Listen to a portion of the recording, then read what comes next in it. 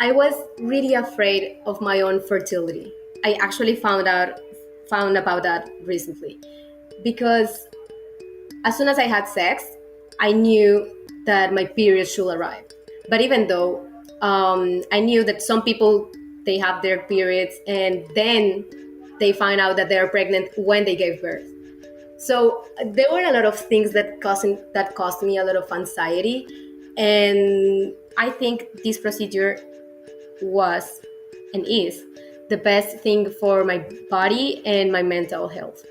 I just I think that's the best choice I could have. Hey lovelies, welcome back to We Are Childfree, a podcast that celebrates our child-free lives and shares our stories. Today I'm speaking to Daniela Echeverry, a 23-year-old Colombian woman who was recently sterilised. I spoke to Daniela 6 months after her tubal ligation, and she sounded so happy and healthy with no regrets about her decision. It was really interesting to hear from someone in a majority Catholic South American country where access to reproductive healthcare is really restricted, even though Daniela herself didn't have too much trouble getting the operation she needed. I receive messages daily from many of you all over the world who are denied procedures that would benefit your lives because in our society, many doctors still believe that womanhood equals motherhood. But bodily autonomy is a human right, and if we can decide to have a child at a young age, then we can also decide not to. If you're considering a tubal ligation or other sterilisation procedure, please seek medical advice because I want you to do what's right for you and your body. I hope you really enjoy my conversation with Daniela. The first moment that I knew was when I was talking to my sister and I traveled abroad. I went to Argentina and then back to Colombia. And in Argentina, I met a lot of feminists and the huge feminist movement that is currently at the country. So I came back with a lot of ideas and I started talking with my sister. And I think at that moment I realized when she told me that I was a no mother, that actually I could have the decision of not having children and that was totally fine by me. So I would say it really recent because it was a little bit before getting the surgery done. So I will say that around 2 years, 3 years around, maybe. Right, I see. And you, how old were you when you had the sterilisation procedure? 23. And that was 6 months ago, basically. Okay. So, I mean, yeah, that is, it's a young age, I guess, to have an operation like this, only because from the messages I receive from so many people, it sounds really difficult for many to have doctors listen to them. And, they're often told, you're too young, come back, when you've had kids, or you're going to regret it or change your mind. So I'm really interested to hear about how was it with your doctor when you first put out this idea that you wanted to be sterilized? Okay, so the first time I came back to Colombia and I checked with my gynecologist, um, she was she mentioned that it was possible and it was totally my choice. But I had to switch doctors, so then my next doctor was a guy, Mm-hmm. and he was a little bit more I don't know, like let's put it this way. He started to ask questions, but at the end he gave me the procedure. So he said like, "Are you sure?" And I'm like, "Yes, I'm completely Mm. sure." And he was like, "But you completely sure?" "Yes, I am." But what if you meet Mr. Right? Mm. And I was like, okay, yeah, I what? So it was really weird to receiving that question, but I just totally, I don't know, like I just told him at that moment that I was more afraid of having the surgery done and the surgery not working out, instead of actually meeting someone and then wanted to have a biological child. So at the end, he gave me his approval, and I'm really impressed that in other countries, it's really more difficult than here, I think, Mm. with what I've heard, with what I read. So yeah, it really shocks me. Yeah, I mean, I am. I'm also surprised. I mean, here in Germany, I've had so many women contact me saying they couldn't find doctors to do it. It's relatively a relatively progressive country, but it's also very conservative. So I feel like because we have our government is a Christian political group, that feeds into many aspects of society. And one of those aspects is it's much harder for women to access, the operations that they want, like abortion, sterilization. Here in Germany, it's illegal to have it on a website if you're a doctor that you do abortion procedures and sterilization procedures. So, on in Colombia, how easy is it to say access the information about sterilization? Is it on websites for doctors, or did you have to kind of do a bit of research? I first found about it by mistake. I read an article in a magazine of young people doing it, but it's actually everywhere. At least in Bogota, I know in other cities it's different, but in Bogota, it's like there's an area where you can find a lot of clinics that do abortion procedures, and advertising here is quite direct, and it's like we do abortion procedures, so it's Mm, really big. It's in capital letters, and the sterilizations are not so common to find, but if you google them you totally find them, and you right. can have information. But like what you don't find online is like young people having them. That's Okay. actually a taboo a little bit still. So, what about the actual procedure? How complicated was it? Were you scared before you had it, or was it something that you'd done a lot of research on and you knew you were ready for it? I actually was really scared Okay. to have the appointment, the first appointment with him.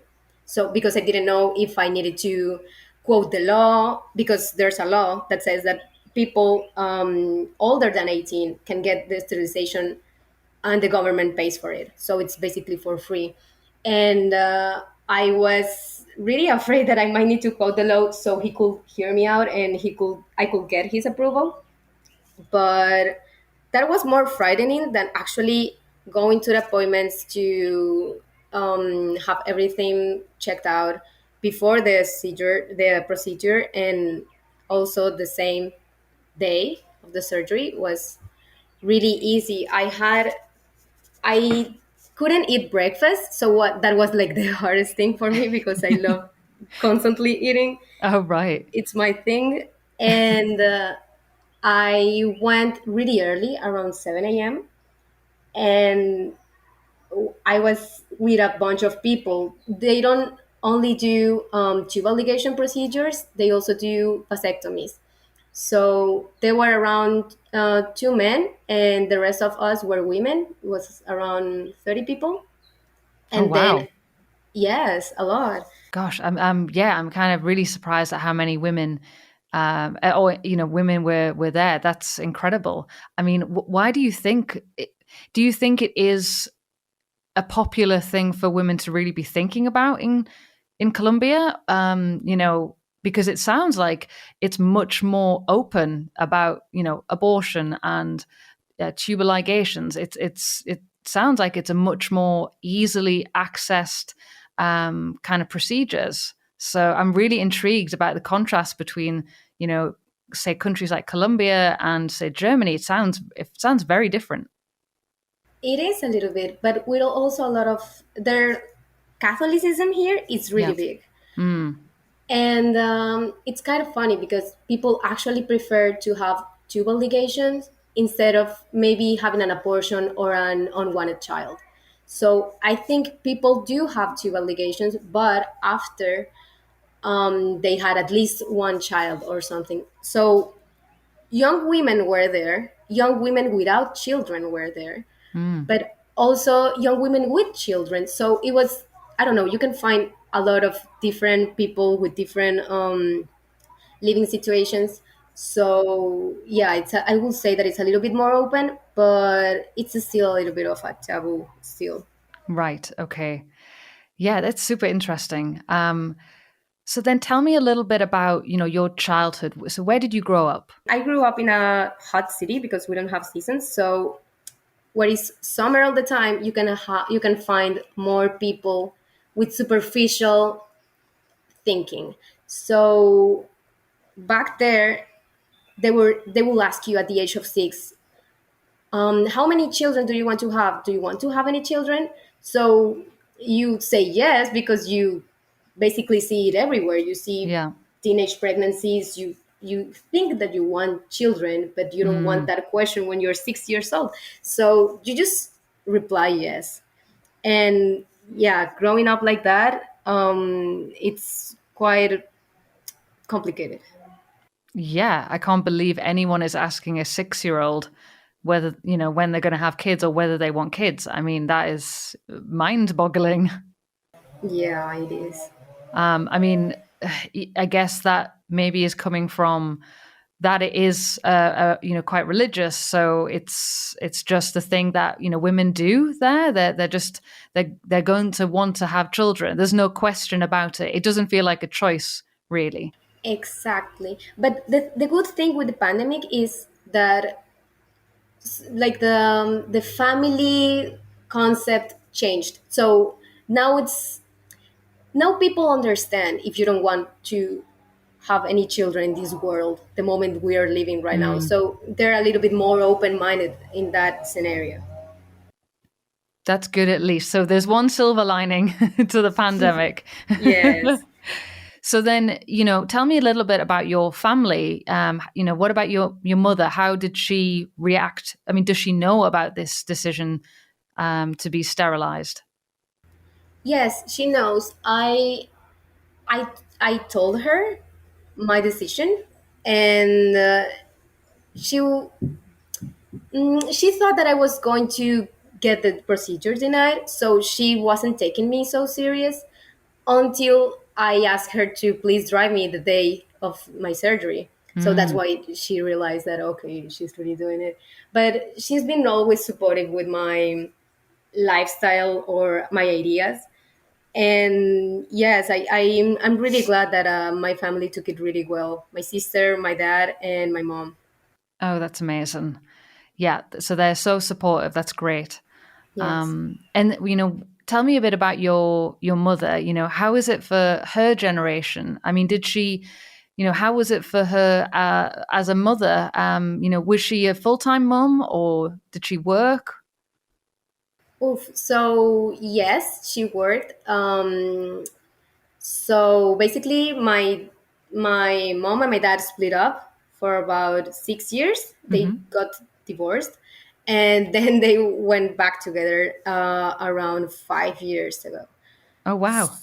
Yes, so she's always been the hardworking mom that provide for the family. Hmm. So I don't know. I guess that she being in that role, she knows for sure that if I'm not choosing to follow her path, then that's she's also okay with that. Yeah, so she knows how, I guess, difficult it can be, and unless you're fully into the idea of having a child, I think it's sensible to really think about, what is your life going to be like when you have a child? And maybe, people maybe don't think about the reality as much as they should. And I can imagine, yeah, many, mothers kind of look at how their lives, how difficult their lives were, and they wouldn't want to push that onto their children if it's not something they're 100% into. So then tell me, what was it like growing up? I mean, in Catholic school, what was that like? We have the basic sex education Hmm. possible. It's like, okay, this can happen. You can get pregnant when you have sex, but you should try to wait until you're married. And that's it. Thanks for coming. That was some of the classes. Other Right. classes that were a little bit more serious Yeah. with the STDs and a lot of more of information.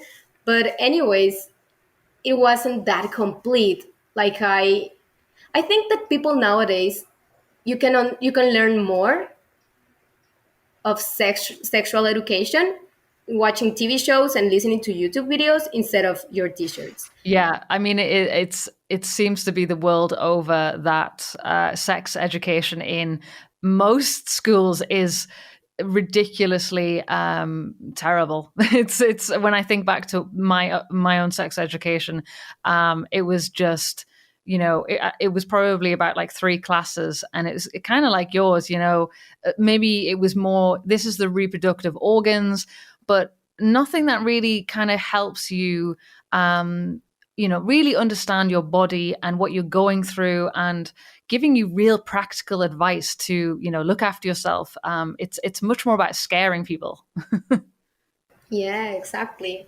And besides the bad or the lack of the sexual education, we also grew up a lot with the traditional family values. Mm, So there were a lot of anti-LGBTQ plus communities and things like that. So I met really good people, but the rest of it wasn't that fun, actually. yeah, I imagine gender roles are very set there. Kind of, this is what men do and this is what women do, and it's probably quite traditional. Exactly. And they are coping a little bit more with gay people, but Mhm. male gay people. Like, yeah, like lesbians or bisexuals or other type of sexual orientations. They don't Mm, cope that good with them. So yeah, it's interesting. still of a Mm. topic. So why do you think why do you think that is? Why do you think they are more accepting of gay men than gay women? Because they have more visibility, I think, on social Okay. media or yeah, even in the soap operas. I Ah, think okay. Ugly Betty was originally Colombian. Yeah. So everybody loves Ugly Betty and everybody loves the gay person that's there, but you don't see a Right. lesbian or a bisexual there. So you learn to fear them or believe that they're different.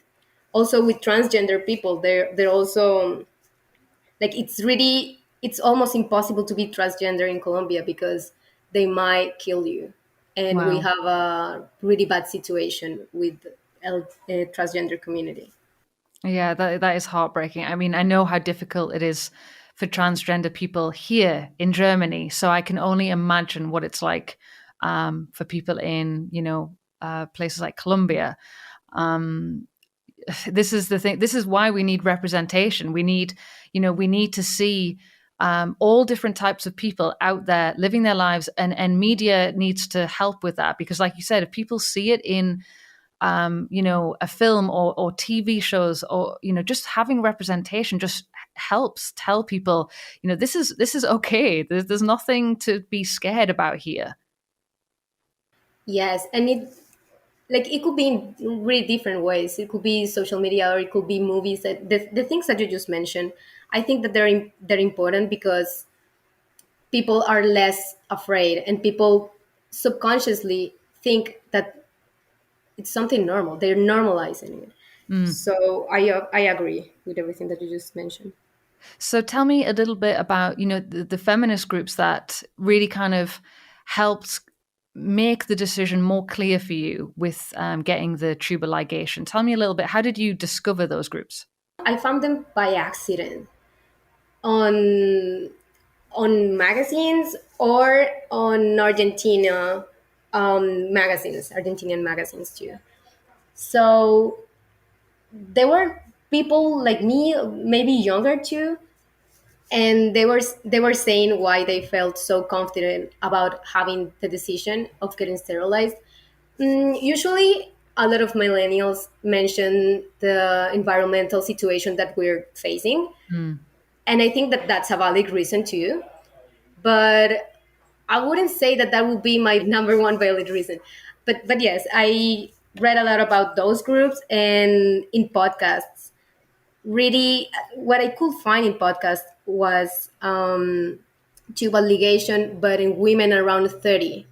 I Right. couldn't find any representation of younger women or men too Mm. having sterilizations at the age of 18 or so. So that's what I wanted. We need more representation. Yeah, I mean, I'm really interested to know then, why was it important to you, Daniela, to have the surgery? You know, to make this kind of step to say this is something I don't even want to, you know, I don't want to have a risk of being pregnant. I want to be sterilized. I'm not going to take birth control. I'm going to take this ultimate step. You know, what was the thinking behind that? So as soon as I can remember, I've done different birth control methods as fast as I can, and then listening to a podcast, I discovered the word tocophobia. Oh That yeah. means fear of pregnancy and childbirth. So that really clicked.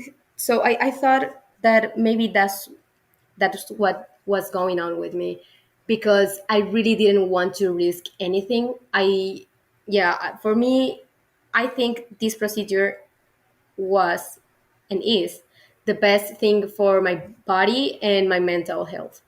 I just, yeah, I think that's the best choice I could have. Yeah, because I mean, this is what why we need women to be able to, you know, have full bodily autonomy, because you know how you're feeling, what is right for you in your life. And for a doctor to just say deny something because you're too young in their eyes, or because you might meet someone, it's really not allowing you to have control over your life. And like you said, I mean, if you or anxious every time, you know, maybe every month, when is your period going to come, or just having that worry and stress about becoming pregnant. I mean, that's a horrible way to live. So I'm really grateful that, you know, some doctors are really, really listening to people, and allowing them to take control over their life, because you know what's right for you. Correct. I was really afraid of my own fertility. I actually found about that recently, because as soon as I had sex, I knew that my period should arrive. But even though I knew that some people, they have their periods and then they find out that they're pregnant when they gave birth. So Mm. there were a lot of things that caused me a lot of anxiety. And yeah, also I grew up a little bit watching MTV 16 a Pregnant. That show came out when I was 14, Oh and yeah. I went to Catholic nuns school. So that didn't help either, Yeah. because sex was a sin. And so I had so many mixed ideas in the process. So I really believe that my fertility is was something unwanted for me. So I just didn't want to have different birth control methods if I wasn't planning to give birth at all. So I was just thinking, like, let's get this over with, and let's still use condoms, and let's live my life this way. Absolutely. I mean, yeah, otherwise you would be on contraceptive pills for 30, years, and it's chemicals that we put into our body. And I mean, I don't know how you were, but I was terrible on the pill. I mean, it wreaked havoc with my body. And when I finally came off it, it took me about a month to actually feel back to normal. So it made me realize just how horrible some of these chemicals are in our body. I mean, we have to do it. That's the sad thing. You know, we need to have contraceptives, and for us, the pill is, one of the better ways to do it. But pumping hormones and chemicals into our bodies is not fun. No one likes doing that. Yes, I know. And I'm not as consistent as you, so I couldn't get on the pill because I knew that that wasn't going to work for me. Because, yeah, like I can't remember to take the same pill the same exact same minute and second. Yeah, like no, it wasn't my birth control method. Yeah. But I tried the IUD instead, and it was awful for me too, because I had painful cramps and I also had discomfort during sex. So if you see it this way, it was a good birth control method, because I haven't had enough desire of having sex. So that's why if you don't have sex, you don't get pregnant. So that's why that I don't know. I just really didn't feel like that was the right method for me. So then it's been 6 months. I mean, how do you feel? I've been having a little bit of painful cramps, period cramps, but that's it.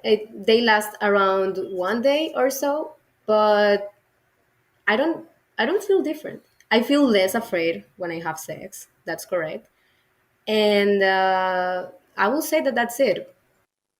That's amazing. Yeah, nothing has changed basically. Just I just did something. I stayed over 1 week recovering, and I feel that my life has been the same, but I'm less afraid of getting pregnant and getting in a situation that I can't control, like having a child.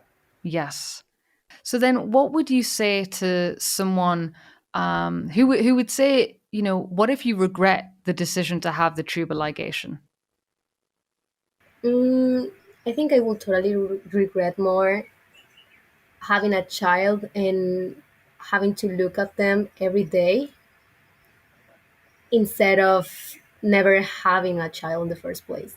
So if you had a chirurgical procedure, then yeah, it's done. You can't change that. It's really expensive. You can try, but I will be happier to cope with that decision instead of being a mom and actually regretting being a mom. Yeah, and it feels like there's another person involved when you have that child, isn't there? And it's not, Psychologically too. yeah, you're right, absolutely. And I mean, this is the sad thing in society that mothers are just not they're not even able to voice any ounce of regret if and let's face it, I mean, we're humans. We will face regret no matter what decision we do. There is always the possibility of regret, whether you're child free or whether you have a child. But let's stop saying that it's women should be ashamed for feeling regret if they have a kid. It's just an impossible standard to set for so many women. Exactly. And before going to the procedure in the first place, I actually thought about regret a lot. Like, what if I regret? Yeah. So I read a lot of books. I listened to a lot of podcasts. And one of the books that I read was Regretting Motherhood by Orna Donath. And I actually, that's where I got the idea of that regretting motherhood was more important for me instead of regretting a tubal ligation. So I just know that I might be in a position, in an uncomfortable position with a child, but I know for sure that I would just prefer to be in an uncomfortable position with myself if I had a tubal ligation. So I just don't want any accidental or unplanned pregnancies, even though I still use condoms every time I have sex. And I just feel that that's the decision that I'm really comfortable with. I just prefer the regret of not being a mother instead of the regret of having a kid. Yeah, that makes complete sense to me, Daniela. Yeah, I think so many people will listen to that, and it will give them strength if they've been maybe worried about this. Will I regret this? That's such a powerful way to view it. Yes, yes. There's always the other option of the coin, like having kids, not having kids. And when it comes to regret, that's where I stand. I prefer that regret, the regret of not having instead of the regret that having. So then, tell me what has this decision to not have children. What has it meant for your life? Mm, it means that if I get to date in the future, I will date differently. It means that right now I'm really lucky enough to be dating someone that's already child free, and I see a long term relationship with this person. Mhm. And it also means that I have at some point to deal with a lot of uncomfortable questions. But every time I answer a question that it's uncomfortable for me or is something repetitive, I'm reassurance my decision of not having children at all. And what, what is your dream future? What do you see in, 10 years? What would you like your life to be like? Your child-free life, what would you like it to be I would like? like to build a community, not only with women, but also with a lot of spiritual people. I would like to have a wellness center with different types of group therapy, so we can get the community together and we can slowly make impact on our friends or on the people that we just met. So I'm more of a Oh, little bit of a spiritual side. I know it might not sound like it, but yeah, that's my interest. I love that. That sounds amazing. So your kind of your dream is to, yeah, empower other women and yeah, build a community with them. I love that Yeah, idea. thank you. I mean, I think having strong women in your life, it helps so much. Just being able to have other strong role models who are, out there living, enjoying their lives, embracing their lives. It matters so much. I mean, this is why I'm just loving the community that is being created with We Are Child Free, because every person I speak to is so kind of, strong, and every time I finish having a conversation with them, I just feel so empowered, and it's just, we need those kinds of connections in our life, and especially child free people, because when your friends start having kids, sadly you can change relationships, and it's kind of really important to always have some, strong female representatives in your life, who have your back, who are cheering you on. So I really love that idea, Daniela. That would be amazing. Yeah, thank you. I don't know. I just think that I don't like visibility in social media. I'm more of a reserve type, but I do know that building a community it's more important than and it's. I think that actually telling a story, actually having people that agree with you or disagree with you, and they actually get inspired by your own story. It's more important than the fear of having exposure in social media. Yeah, I agree. I mean, I'm very grateful for people like you, and the other people I've interviewed and photographed, that they are sharing their stories, because having that representation out there in the world, it does empower you. It helps you just see that, okay, if I'm not alone. I see other people doing this, and they're happy and they're fulfilled. So there's no reason why I can't be. So it's just so important for us to have our voices out there. Yeah, exactly, and it's really good, and it's really positive that you have this community, and we can find new voices of people all around the world that think a little bit differently from the other people that we know that we met, but also we have some similarities and we don't even know each other. I think that's really powerful. So powerful. Yeah. I mean, every woman or person I talk to, I'm just like, okay, you're just a badass. Just, yeah, Yes. I honestly love talking to people. Yeah. How cool. So then, if you had any advice to, others out there who are listening, who maybe are unsure about, that maybe they're intrigued by having a tubal ligation, but they're scared thinking about, maybe what it means for their life. What kind of advice would you give to other people who aren't so sure about their decision? Can you give any advice to them? Yes, always change doctors if you're feeling uncomfortable with the one that you have. Don't settle for small things. Always look for the person that you're feeling comfortable with, because at the end of the day, no one can tell you what to do with your own body, even if it's someone that attended to med school. We Are Childfree is hosted by me, Zoe Noble, and produced by James Glazebrook. If you liked this episode, please leave a 5-star review on Apple Podcasts, as this really helps other people find us. Head to wearechildfree.com to read more stories from incredible child-free women and find out how to share your story with me. Speak soon, lovelies.